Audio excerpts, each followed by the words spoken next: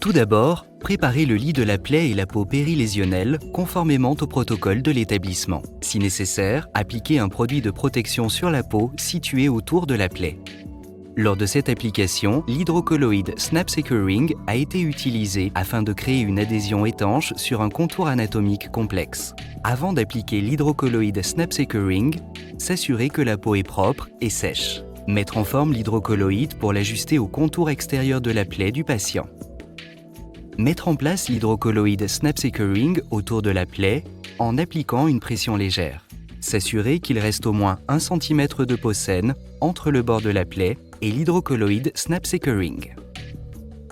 Ne pas placer l'hydrocolloïde directement à l'intérieur de la plaie.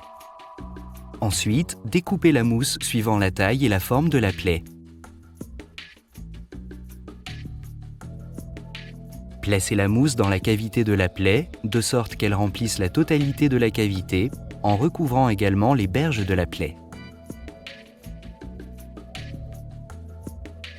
Le pansement pour dérivation SNAP permet de réduire au minimum le risque de créer des points de pression supplémentaires.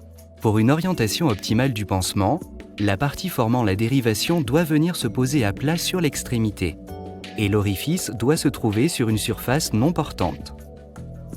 Avant l'application, le pansement pour dérivation peut être découpé et adapté à la taille requise selon les besoins du patient. Le pansement doit être collé sur au moins 1 cm de peau saine afin de maintenir une bonne étanchéité.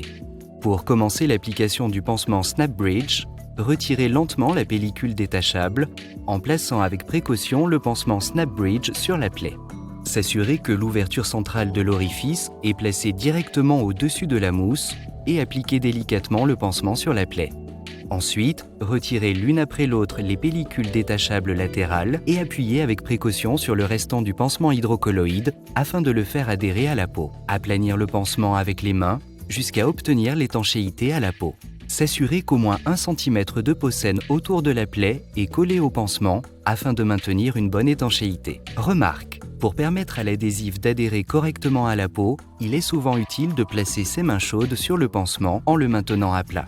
Ensuite, orientez la section du pansement formant la dérivation en l'éloignant de la plaie afin d'éviter une pression supplémentaire et attacher cette section au patient. Coupez la tubulure à la longueur souhaitée en s'assurant que la coupure est perpendiculaire, non oblique. Insérez entièrement le raccord du tube dans la tubulure.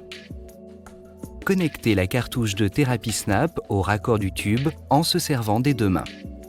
Pour activer la cartouche, appuyez sur la clé d'activation et la retirez. Réinsérez la clé et recommencez autant de fois que nécessaire pour obtenir une bonne étanchéité et jusqu'à ce que l'indicateur rouge de décharge de pression ne soit plus visible dans la fenêtre de décharge de pression. L'indicateur visuel vert doit rester stationnaire pour garantir l'absence de toute fuite d'air et l'évacuation de tout excédent d'air du système. Le pansement doit également présenter un aspect comprimé et être dur au toucher. La cartouche de thérapie SNAP peut être attachée à la jambe, au bras ou à la ceinture à l'aide de la sangle de thérapie SNAP. Inspectez visuellement le système de thérapie SNAP au moins une fois toutes les 8 heures. Réinitialisez la cartouche de thérapie SNAP lorsque l'indicateur rouge de décharge de pression est visible et que la cartouche de thérapie SNAP n'est pas pleine.